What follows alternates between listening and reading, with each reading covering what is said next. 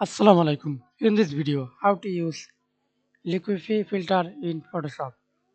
I have a two image. You can apply for anything or any object.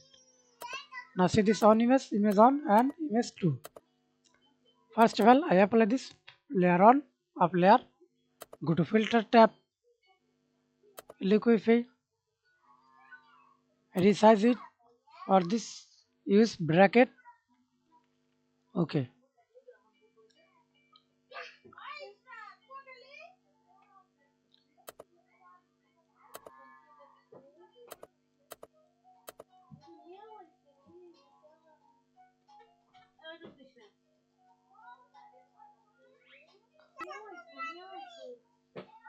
Now we can see this use liquify filter. Thanks for watching video.